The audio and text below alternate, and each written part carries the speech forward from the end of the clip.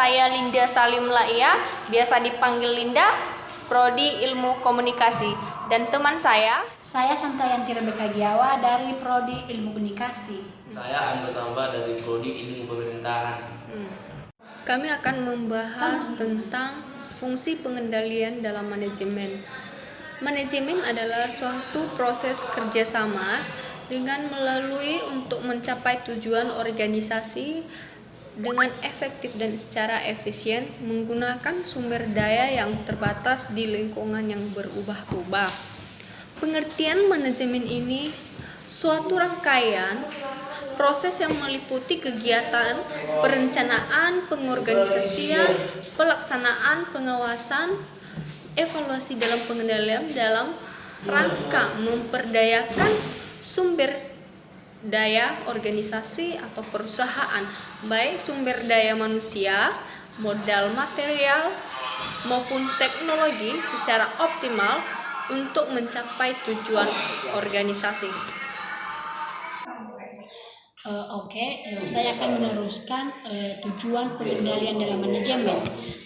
Pengendalian dalam manajemen ini salah satu fungsi yang melibatkan pemantauan yang sangat penting dalam kinerja organisasi.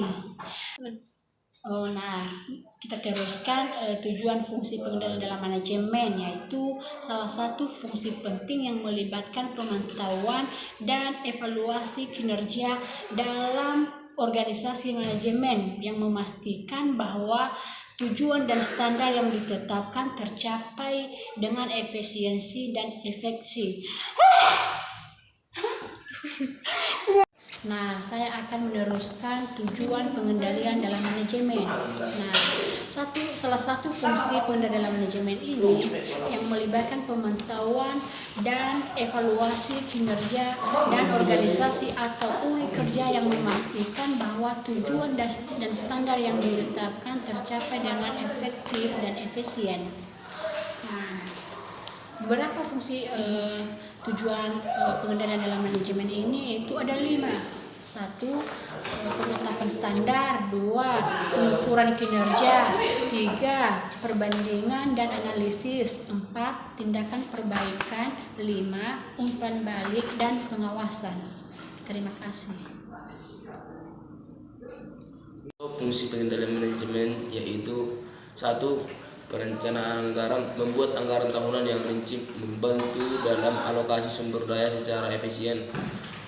Manajer dapat memantau pengeluaran aktual dengan anggaran yang lebih ditetapkan. 2. Analisis varian, melakukan analisis varian antara kinerja aktual dan kinerja yang diharapkan, membantu manajemen dalam mengidentifikasi penyimpanan dan mengambil tindakan korektif jika diperlukan. 3. Pemantauan kinerja karyawan, menggunakan sistem penilaian kinerja untuk mengukur dan memantau kinerja karyawan secara teratur, memberikan umpan balik dan mengidentifikasi area yang memerlukan pengembangan atau perbaikan. 4. Standar operasional, menetapkan standar operasional untuk proses atau aktivitas tertentu, membantu